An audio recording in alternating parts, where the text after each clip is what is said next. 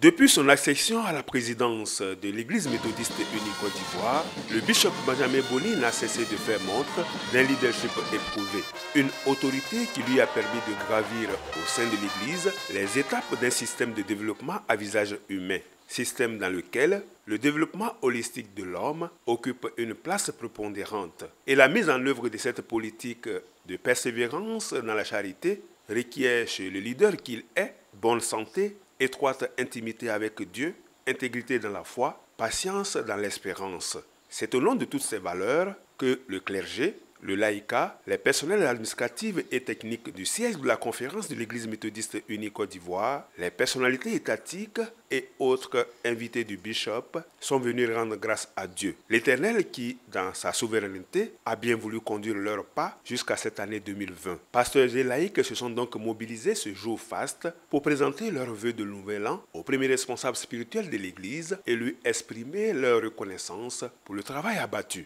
Ces performances ont hissé notre institution à un niveau de maturité reconnu par tous, aussi bien au plan national qu'international, et confère à l'Église méthodiste unie Côte d'Ivoire le statut d'église de référence des conférences centrales de l'Église méthodiste unie mondiale. En matière de gouvernance, que Dieu, qui dispose de vos actions pour la paix et le bonheur de l'autre, écoute votre prière et qu'il vous conduise au bonheur de la vie éternelle. Tels sont les vœux que le clergé, le laïcat, les personnels administratifs, techniques de la conférence et les personnalités étatiques forment pour vous, vous-même, votre épouse, vos enfants, vos proches collaborateurs et tous ceux qui vous sont chers, de sorte que vos projets personnels et ceux que vous initiez pour l'Église, la nation ivoirienne, l'Afrique et le monde connaissent un aboutissement qui glorifie le nom du Seigneur. Bishop, bonne et heureuse année 2020 avec Jésus-Christ, l'espérance du monde. Amen. C'est dans une expression de gratitude renouvelée que le bishop Benjamin Boni, président de la conférence annuelle de l'Église méthodiste unie Côte d'Ivoire, a remercié l'ensemble du corps du Christ méthodiste. Cette cérémonie a été précédée d'un culte d'action de grâce, culte au cours duquel la parole de Dieu a été portée par le très révérend pasteur Isaac Bogué, secrétaire de la conférence. Son message a eu pour référence biblique Genèse chapitre 19, versets 12 à 26.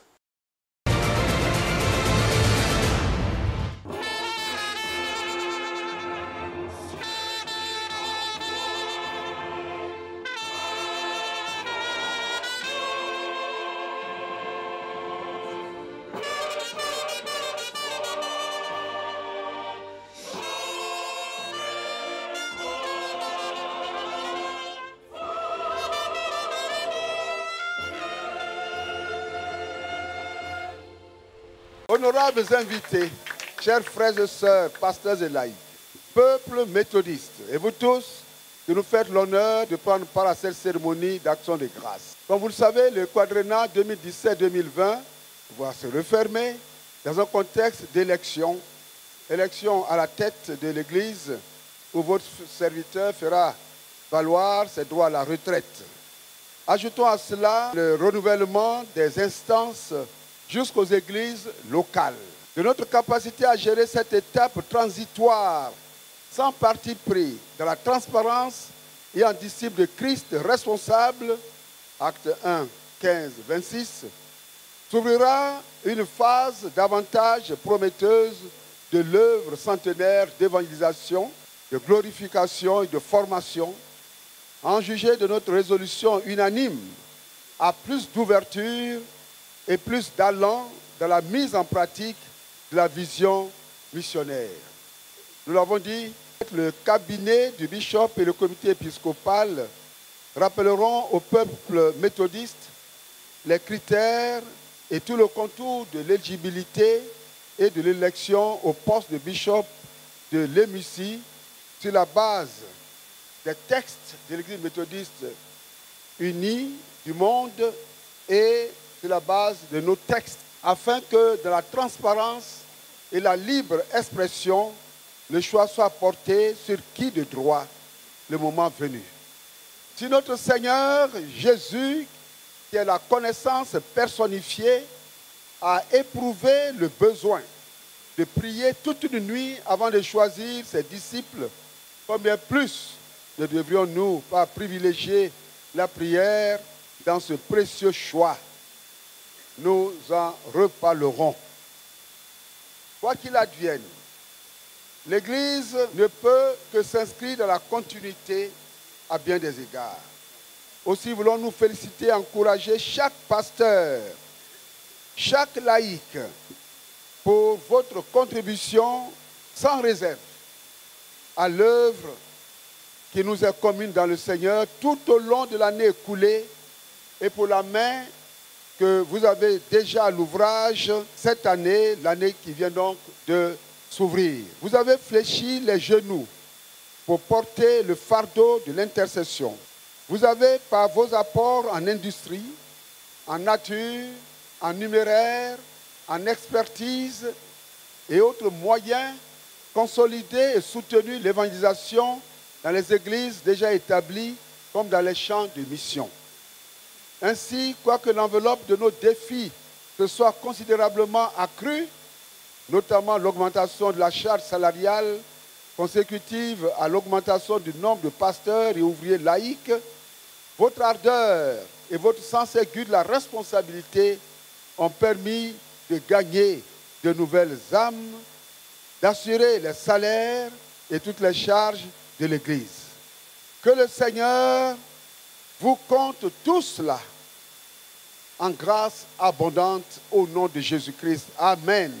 Je rends grâce à Dieu pour toutes les initiatives prises de la concrétisation de la lutte contre la pauvreté, sur la base du thème de la conférence qui a articulé les 2 dernières années d'activité, sécurité alimentaire, donnez-leur à manger vous-même.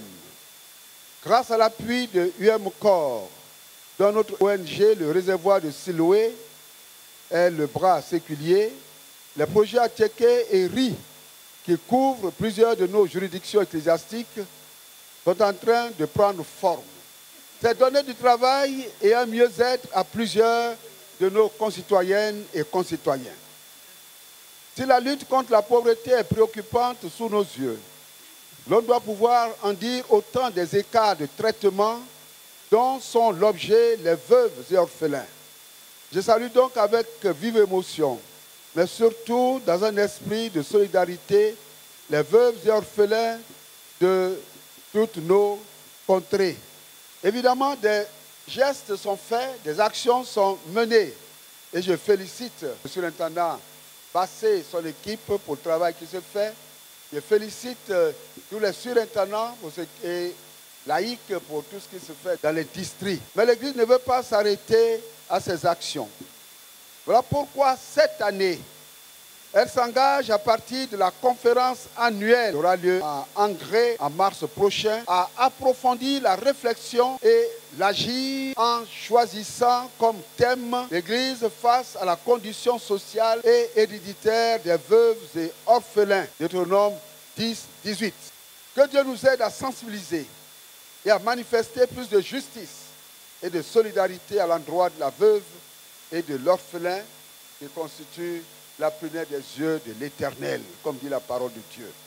Je rappelle, chers collègues, chers frères et sœurs, que notre Église prendra part à la conférence générale de l'EMU du monde avec 36 délégués au mois de mai au Missouri, aux États-Unis, dans l'État du Minnesota. Enfin, plusieurs défis restent à relever. Je vais insister sur quelques-uns. Il y a le grand temple, la maîtrise de notre patrimoine foncier et immobilier. Il y a l'extension de la radio méthodiste. Il y a la mobilisation autour de l'actionnariat.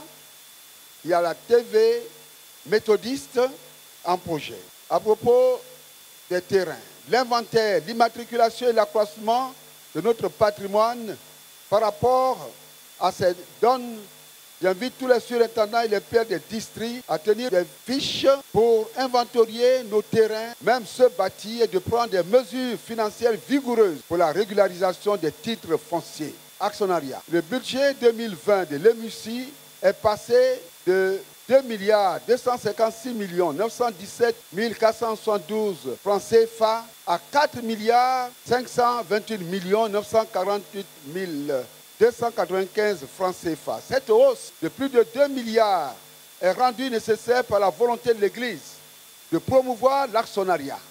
Il s'agira de mettre un portefeuille d'actions en place et appeler les méthodistes à souscrire au prorata de leurs moyens. La valeur unitaire étant de 5 000 francs. Ceci produira à terme une enveloppe substantielle et aboutira à des investissements et partage de bénéfices au profit de l'Église et des actionnaires.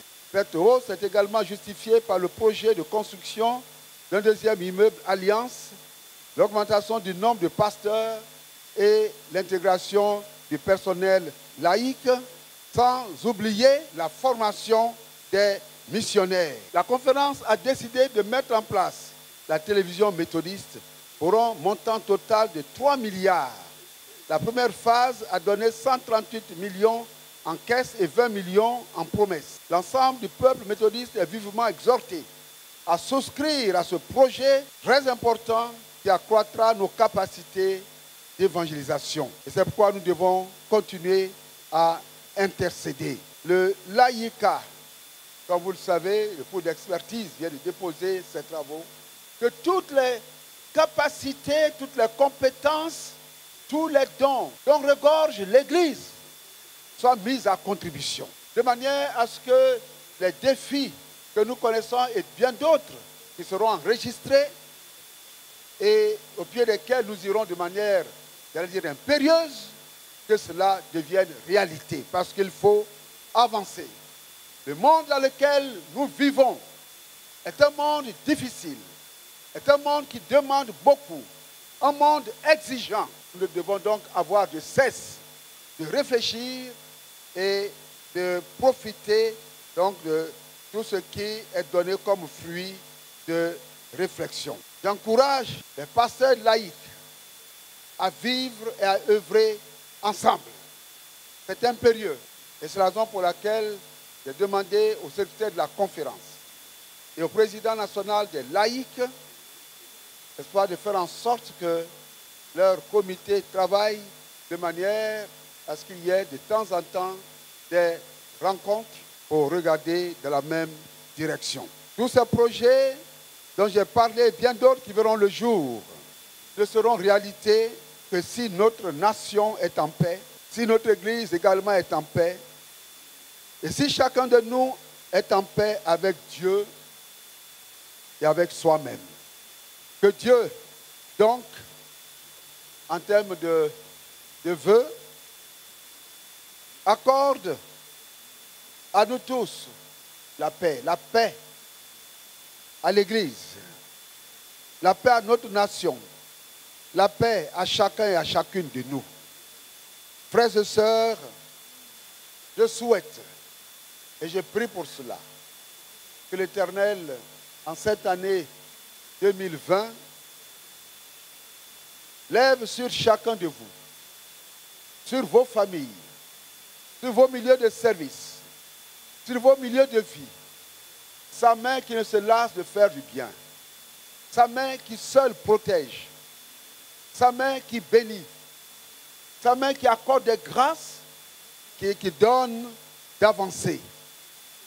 Que le Seigneur fasse en sorte que tout ce à quoi votre main touche en termes d'œuvres initiées, en termes d'actions accomplies ou accomplir, que tout cela soit affecté de la note 20 sur 20, puisque nous sommes en 2020. Santé et plein accomplissement en Jésus-Christ. Bonne et heureuse année 2020 dans le Seigneur. Frères et sœurs, en avant avec Jésus-Christ, l'espérance du monde. Amen. Et sur la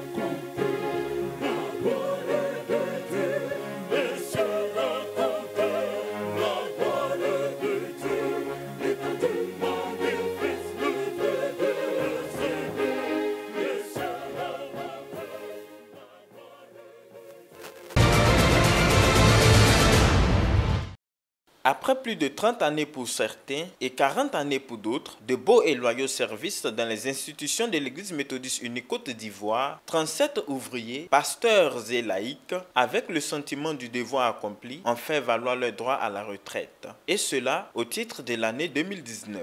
Le samedi 18 janvier 2020, au siège de la conférence, fut donc pour eux un moment de reconnaissance et d'action de grâce. Parce que c'est ce jour qu'a choisi toute l'Église avec à sa tête le bishop Benjamin Boni, président de la conférence de l'Église méthodiste unie Côte d'Ivoire, pour leur rendre un hommage mérité. À cette cérémonie, chaque récipiendaire a reçu une médaille et un diplôme de reconnaissance.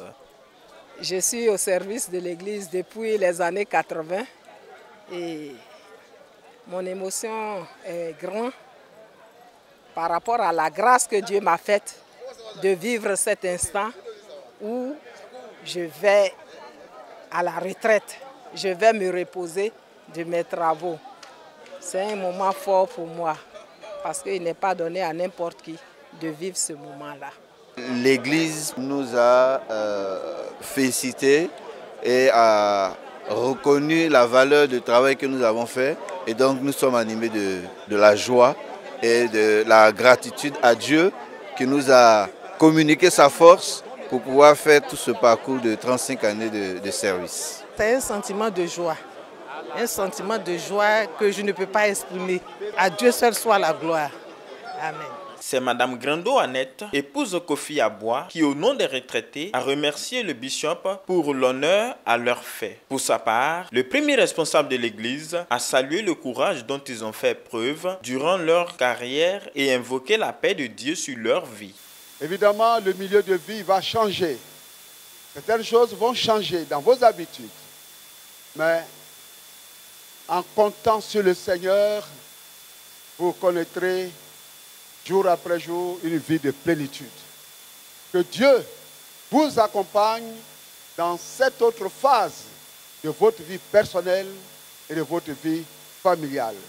Et que les milieux que vous quittez et qui ne vous disent pas adieu, parce qu'il n'y a pas d'adieu, que ces milieux soient pourvus afin que l'œuvre si admirable que vous avez accomplie ne soit pas discontinuée, mais que les vides laissés soient comblés.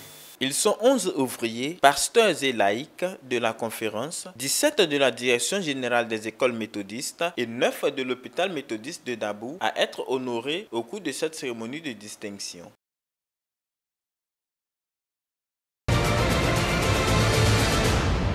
Cette cérémonie de présentation de vœux était pour nous l'occasion de recevoir le message du jour et surtout le message du bishop qui nous demande de nous mettre au travail et de penser également à la mise en œuvre du thème qui a été choisi pour cette année. C'est une tradition que de venir présenter nos vœux au premier responsable de l'Église.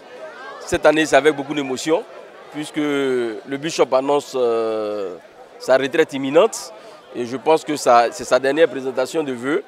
Il aurait fallu que nous soyons là pour lui présenter nos vœux et lui exprimer toute la gratitude de la jeunesse de l'Église pour tout le travail qu'il a abattu à la tête de l'Église pendant plus de 20 ans. J'ai été heureux de participer à cette cérémonie de présentation de vœux au bishop à tout petit. D'abord en tant que PL du district Odorais et surtout assister à l'honneur qui est fait aux retraités, aux personnels de l'église qui sont retraités, dont ma femme fait partie justement de ces retraités. Donc c'est une joie pour moi et un honneur d'être là. C'était une très belle cérémonie de vœux au bishop. En même temps une cérémonie qui a vu un moment où le bishop s'est adressé au peuple tout en faisant le bilan, mais aussi en dégageant les perspectives de l'année 2020. Et donc je pars très ravi et très rassuré que l'Église se porte bien. C'est un honneur pour moi d'avoir participé à cette cérémonie de présentation de vœux au bishop Benjamin Boni, doublé de la cérémonie de réception des nouveaux retraités des différentes structures de l'hémicycle. Vraiment, c'est un honneur pour moi d'avoir participé à cette cérémonie qui fut grandiose avec différents moments qui ont meublé cette cérémonie. Solideo Gloria. Merci à tous. C'est une joie extraordinaire d'être présent lors de la reconnaissance de l'Église. Le bishop, dans son adresse, a ouvert encore l'espoir, il a ouvert encore l'espérance. Et c'est de très bonnes occasions comme ça qui sont données au peuple de Dieu. Et moi, Je pense que c'est une année qui sera extraordinaire et elle est bénie pour tous. C'est pourquoi j'appelle chacun à faire un effort pour se rapprocher du Seigneur, afin que véritablement cette année soit bonne pour nous tous. C'est un sentiment de joie extrême, parce que nous avons une récipiendaire qui a vraiment travaillé pour l'Église et à la fin il fallait que l'Église puisse l'honorer. Donc nous sommes dans la joie, que le Seigneur bénisse son temps de repos au nom de Jésus. Amen. Pour cette cérémonie, je rends vraiment grâce à Dieu. Il nous fallait présenter nos vœux au bishop et puis par la suite honorer ceux qui vont à la retraite. C'est une joie pour toute l'Église et pour moi aussi, parce que je suis présent, mes yeux ont vu la réalité. J'avoue que en tant que méthodiste, je suis fier. En même temps que nous venons présenter nos vœux à celui qui a été désigné par le Seigneur pour conduire les affaires de notre Église, nous lui faisons comprendre que nous sommes avec lui et que tout ce qu'il y a comme projet de l'Église dans le Seigneur, nous sommes prêts, surtout nous, corps habillés méthodistes, à donner corps et âme pour servir la cause de l'Église et partant de notre pays. Nous sommes très honorés de voir tout le monde autour de notre premier responsable, le bishop, et fasse Dieu que nous allions d'année en année toujours dans une cohésion de paix et que la paix soit pour notre pays.